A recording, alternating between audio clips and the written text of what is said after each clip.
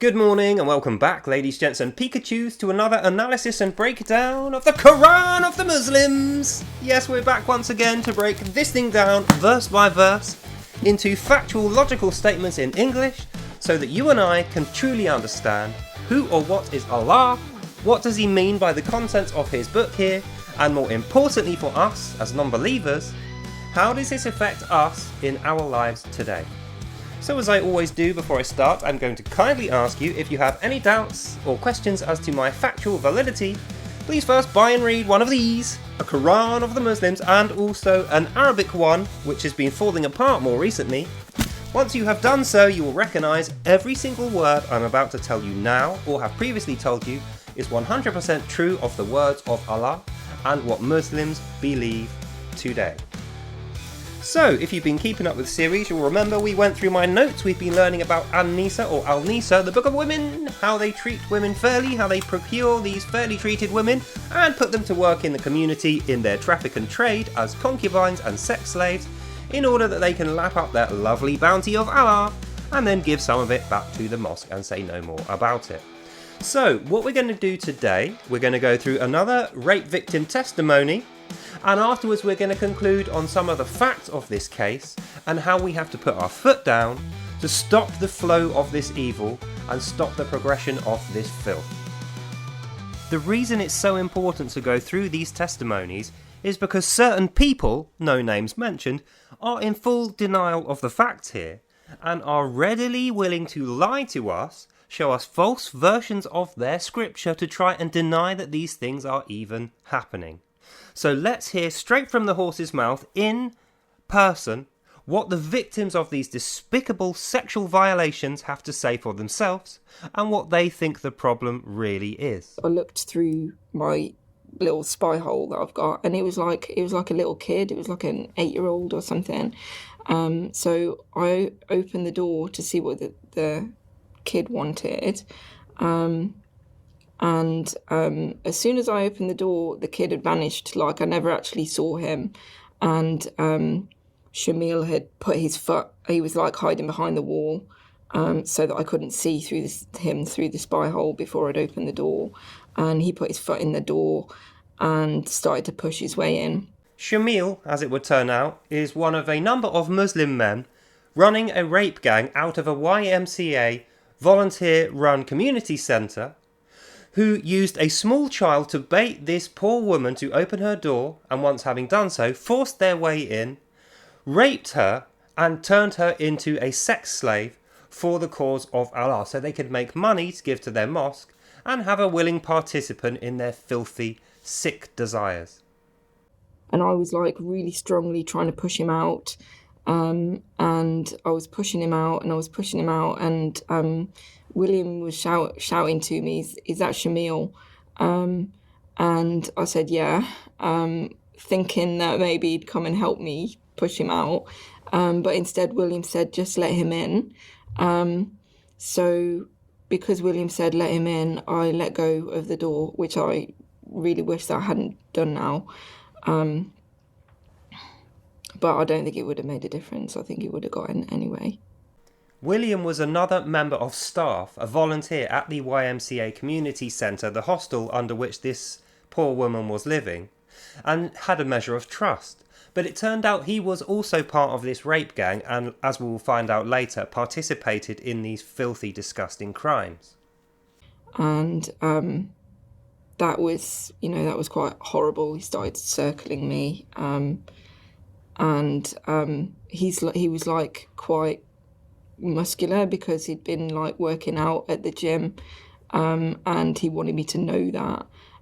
Shamil was not even the ringleader. He was just a part of a 20-strong Muslim gang that used the community centre and their local mosque to meet up and collude on the best way to procure victims for their traffic and trade as set out in the verses of Al-Nisa in the Koran of the Muslims.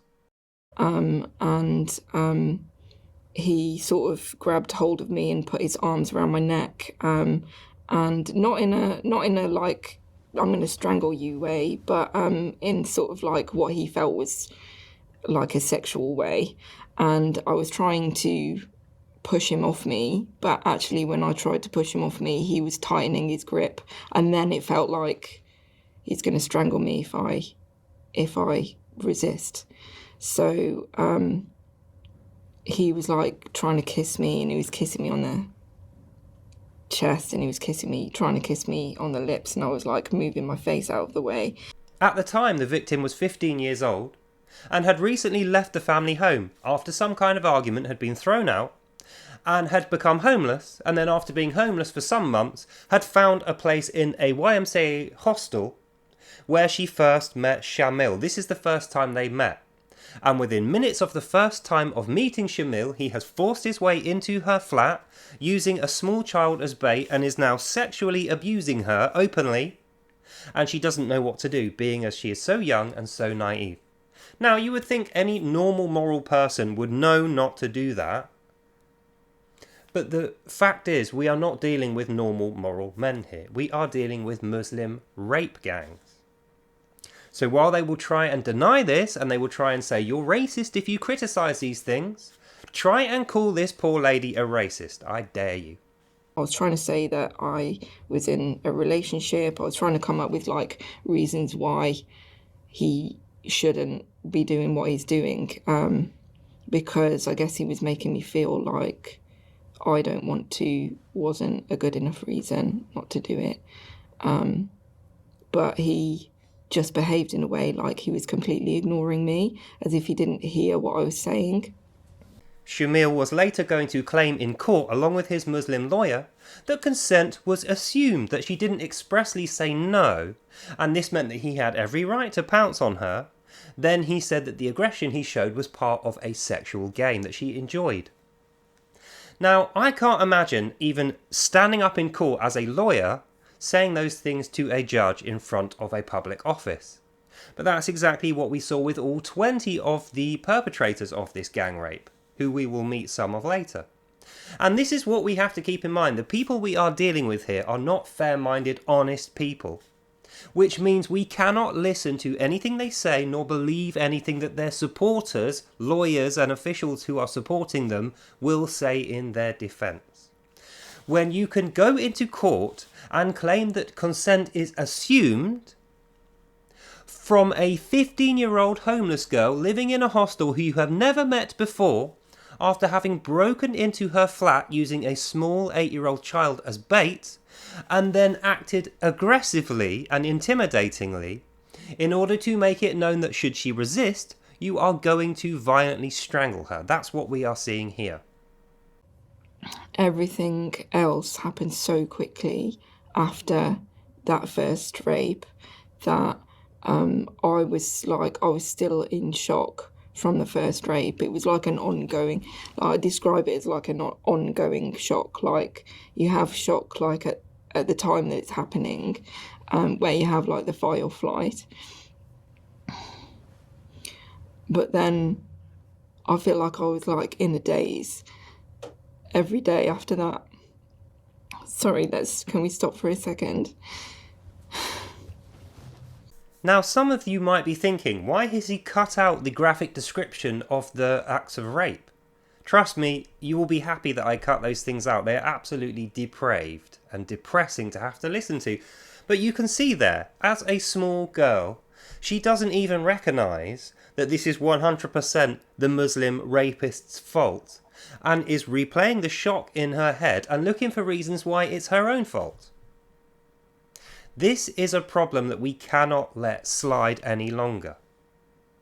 There are plenty of women out there who don't have her level of intellect, who don't have her level of awareness. Some have learning disabilities, some come from broken homes, and will readily accept that this is their fault. Then they will be told by the Muslim, as per the Koran, that it definitely 100% is their fault, that they deserved this because of the way they dressed or the things that they said or perhaps their background. And what it amounts to is that this, although they will deny it, is a racially motivated rape perpetrated via commands given by Allah in the Quran. And if you need to see and hear the direct quoting of the verses plus their Arabic counterparts broken down into English, please see my previous episodes in the series Without Lies Islam Dies, recorded over the last week, and in fact there are episodes from the previous year also. So let's get back to the testimony.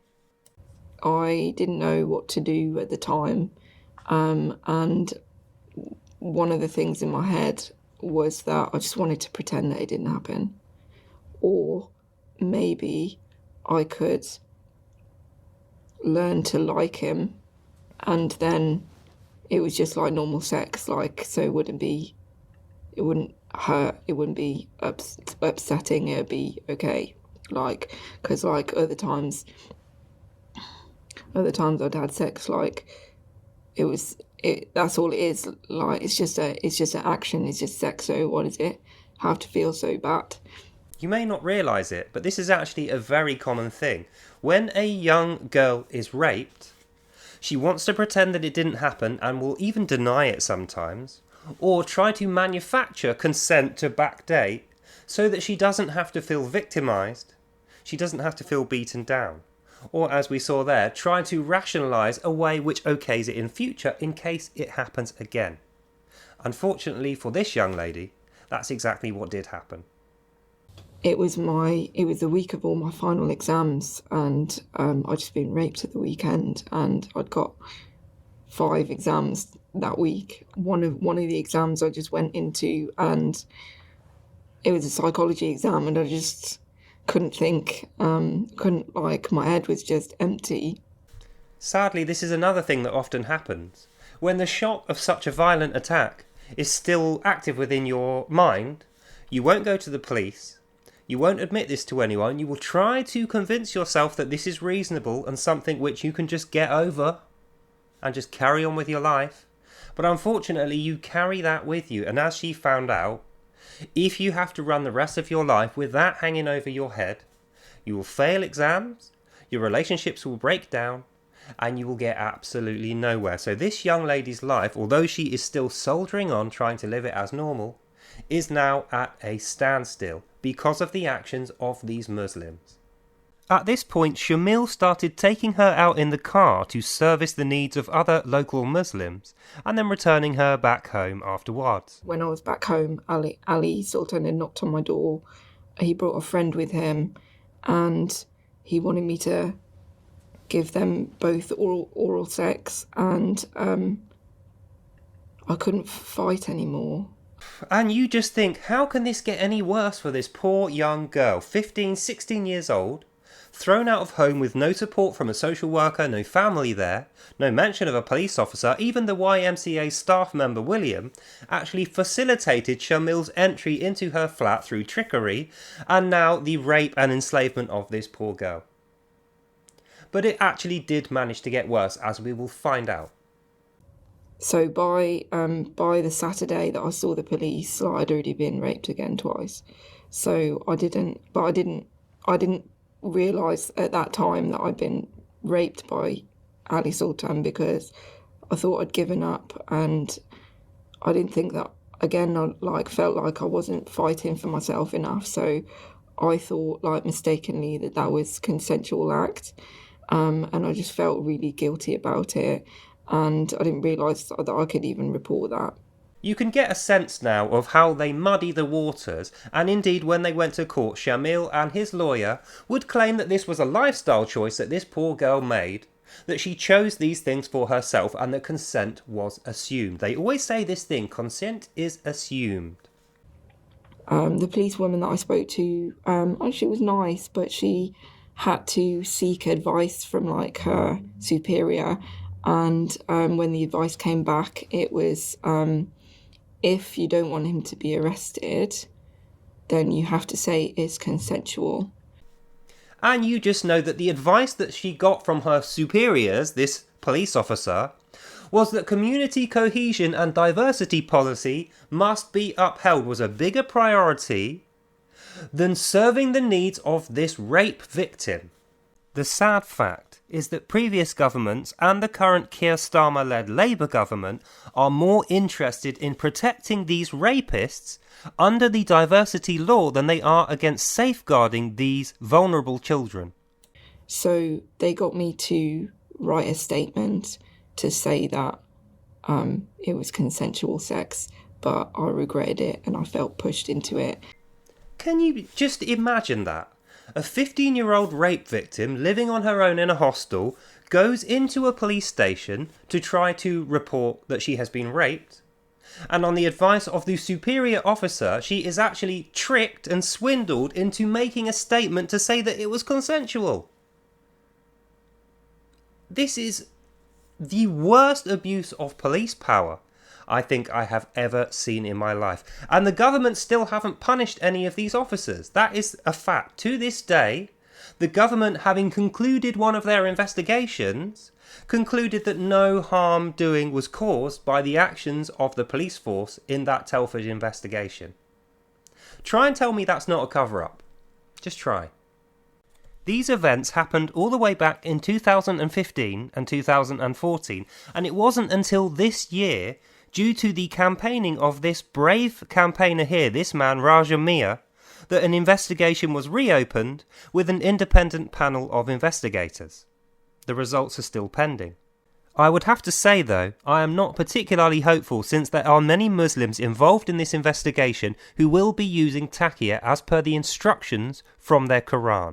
And you would think that the BBC or the police force in general, somebody high up in the government, would have an absolute field day with this. This could be a big vote winner if they got this right, not to mention they're doing right by a single voter, this poor girl. But none of them were interested, and that is why Mr. Raja Miah has had such a difficult time trying to get a position on a radio show on the television, to get in front of any notable news candidate so that he can retell his investigation and let the public know the truth about these kind of stories, which happen regularly. This is one from years ago. There have been more every single year.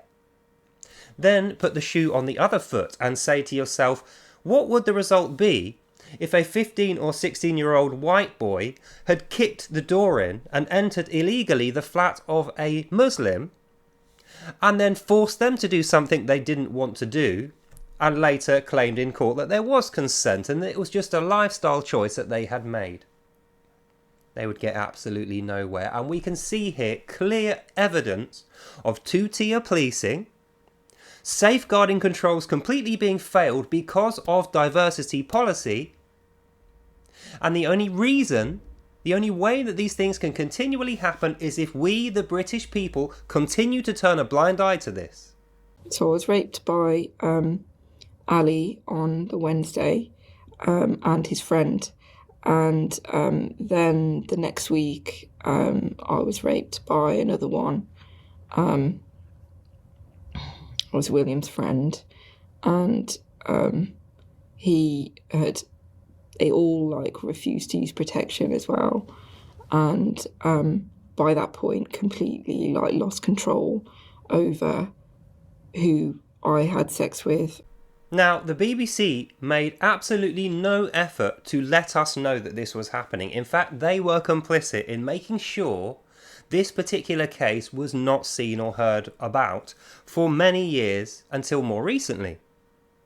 So I just want you to keep in mind, next time you flick on your TV, maybe when you're visiting your parents like I do and they're watching BBC News, just keep in mind the things they are choosing to tell you and the way that they're choosing to tell you them are absolutely dishonest, and the truth which you deserve to know and need to know in order that you can make good decisions about the future of your life in this country are being hidden from you.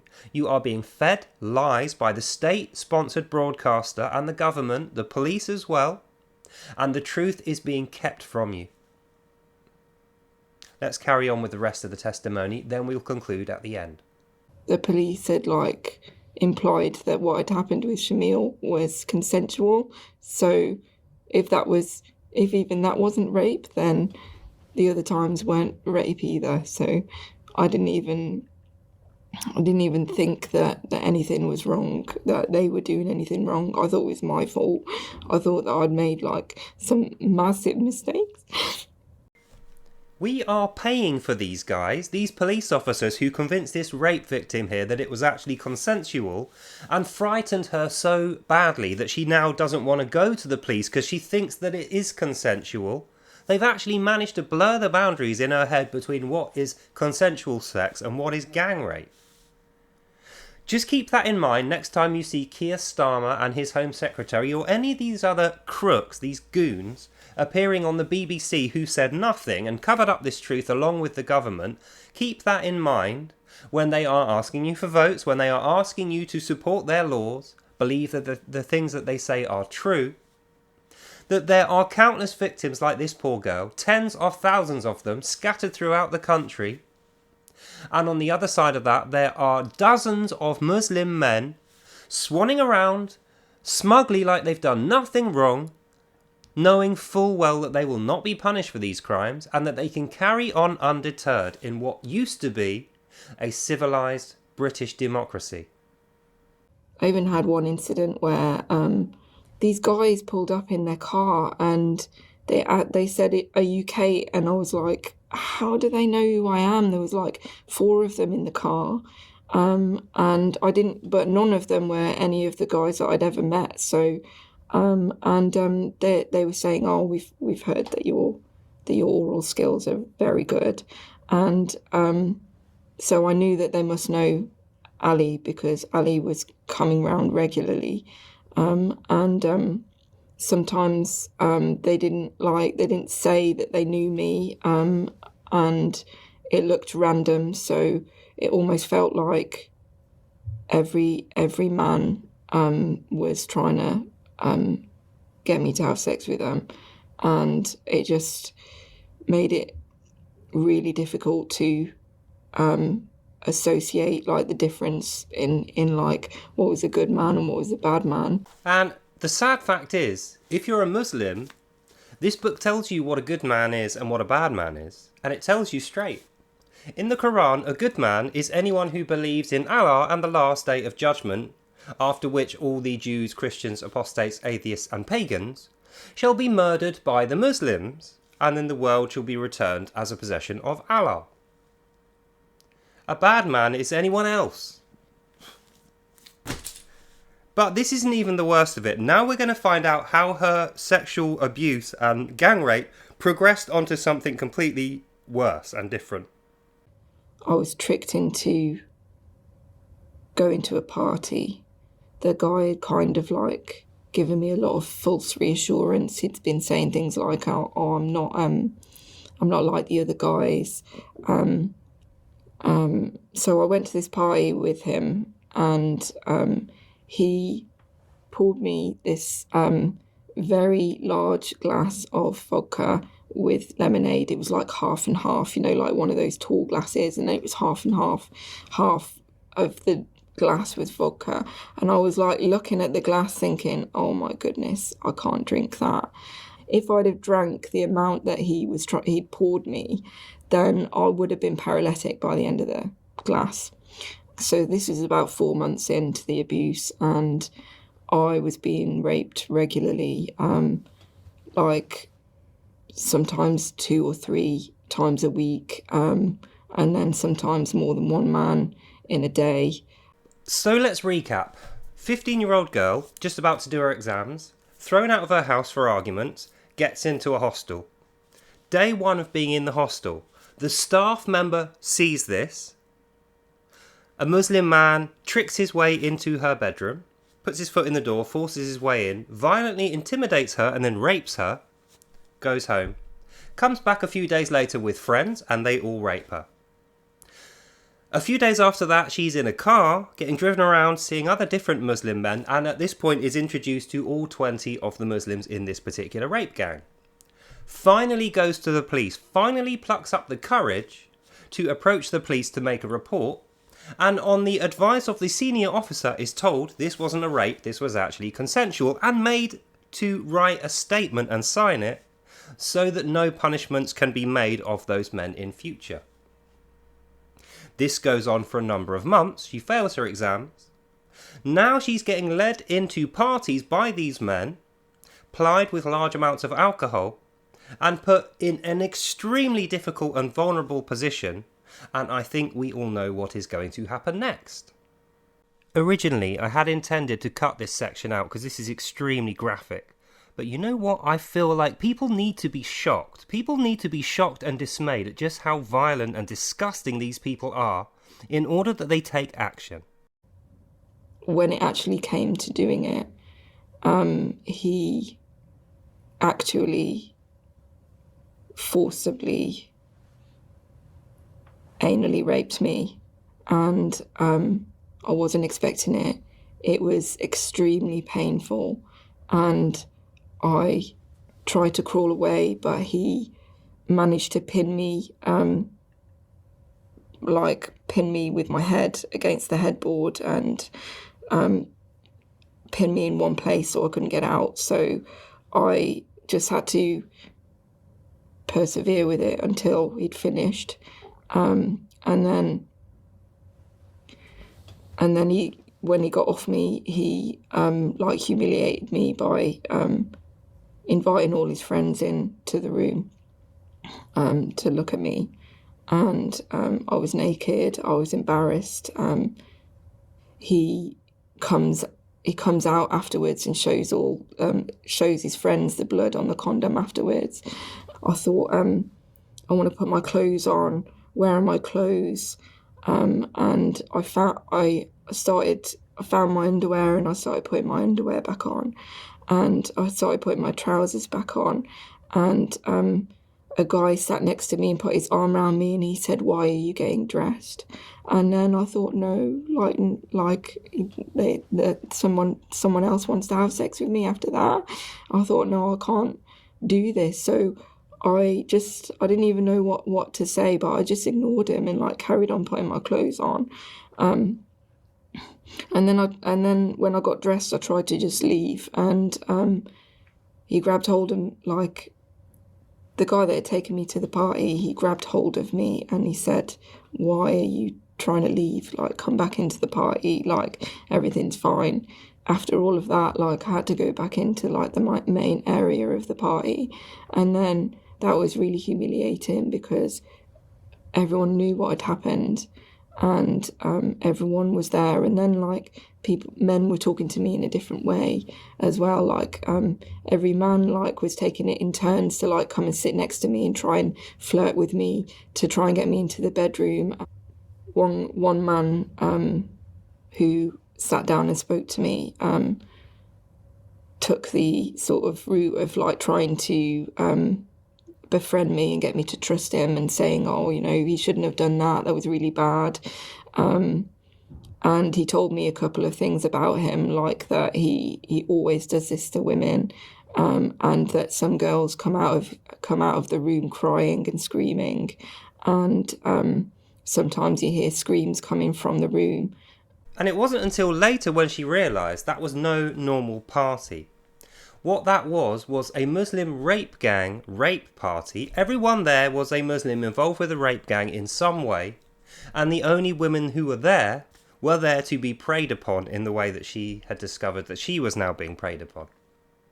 Yet it took years and years for an investigation of any worth, of any note, to even be started for these facts to be looked at, and as yet the BBC have declined to report on this, and the officers and the government officials involved have declined to comment. When he was saying that there was girls screaming in the room, he was laughing about it. He made out that like the girls deserved it for some reason, you know, like he was punishing them for something that they'd done. And his friend, that guy, was like justifying it in some way. And then like he said, like, I don't know what you're doing here, like a girl like you shouldn't be here. This is a sex party and everybody like takes it in turns. Look at these other girls that were here. There were two other women there. They were actually older than me, so I didn't really think anything of it, but they were very drunk as well. I'll take you home, he said, but then he didn't take me home straight away. He wanted to have sex with me first. And I kind of thought to myself, like, if I just have sex with one more person, then that's still better than having to have sex with all of them. I can't believe that, like, somebody would want to have sex with me after I'd just been raped. And I didn't say no, but I didn't say yes either. I just didn't say anything. He just, like, led me into the bedroom and sat me down on the bed and pushed me down so that I lay down. And no words were like exchanged at all. I just didn't say anything. And I just felt like, you know, like, I felt like defeated. That is the last piece of testimony we're going to get from this video. There is another 40 minutes of this video, but the poor young lady finally cracked and was just crying and blubbing throughout the whole thing and making very little sense. This didn't go in her favour when this came to court. The courtroom didn't look favourably on the fact that she's psychologically not well, that she has not clearly given consent or taken consent away. There's points at which she is drunk and on drugs. And despite the fact that she was 15, clearly under duress, threatened with violence, tricked and brainwashed, and sometimes forcibly put in these situations and not given the opportunity to say no, the lawyer of these Muslims, who is used to fighting and defending people like this in similar cases such as this, successfully argued to get the minimum sentence possible given to these Muslims. And the point that I want to make to you as I close this video is this is an organised, concerted effort made by these Muslims to continue to victimise these women for racial purposes. This is not happening to Muslim women. This is happening to white women and sometimes other non-Muslim communities, but mainly white women, it has to be said. And because of the disgusting, deplorable inaction and sometimes complicity from the government and the police, these crimes will continue to go unpunished and will continue to grow in popularity in the Muslim sections of this country. Now, I keep saying, and I'm going to keep saying it, these will keep happening until we get off our backsides and make some noise about this. So what I would like you to do is show one person who you know is going to care about these things, this entire video start to finish, and then ask them to show it to somebody they know who cares. And after a while, we can make everybody in this whole country turn their head towards this serious issue. And instead of hiding behind diversity law or the fear of being called a racist, we can take action to safeguard these women in future and bring justice to the many victims of these disgusting, deplorable gang rapes. Because you never know who will be next. It might be your daughter, your girlfriend, your wife, your next door neighbour, somebody that you personally know who will be affected in this way. And the future of this country hangs in the balance when our children are being treated in this way, not just by these disgusting Muslim rapists, but by the government and the police, the hostel workers, the support workers, the council, people who should be relied upon to offer justice and safeguarding to these children and absolutely failed. But we can put a stop to this. We can put a stop to this if we make enough noise to make sure these stories are seen on the public broadcasting news of this country in the papers that people read, and instead of being relegated to smaller channels such as myself, the responsibility will be on the government and the news broadcasting service that millions of people every day watch, rather than being a responsibility of mine with my 2,500 subscribers. So that's the end of this video. I know you didn't enjoy it. Once again, I apologise for bringing you such dark content. It really was not my intention. But I'm going to keep reiterating the point. If we as British citizens don't grab the bull by the horns and make sure this is on the front page of every newspaper and being spoken about freely on public broadcast, radio and television, this will continue to happen and there will be no justice for these poor, innocent women. Say no to Islam. Finally, an investigation was reopened into the events in Telford, Rochdale and Manchester between 2011 and 2016. So far, only 14 arrests have been made, and of those, only 2 have been formally charged. A decade later, Kate is now 25 years old and has moved to a new location to try to continue her life there. She has so far refused to make any further allegations or reports after having been so poorly failed by the police. So that's the end of this video. Hope you really listened to what I said and learnt something. God bless you all. And just remember, never trust Islam. Never. God bless you all. Have a lovely evening and I'll see you in the next one. Bye now.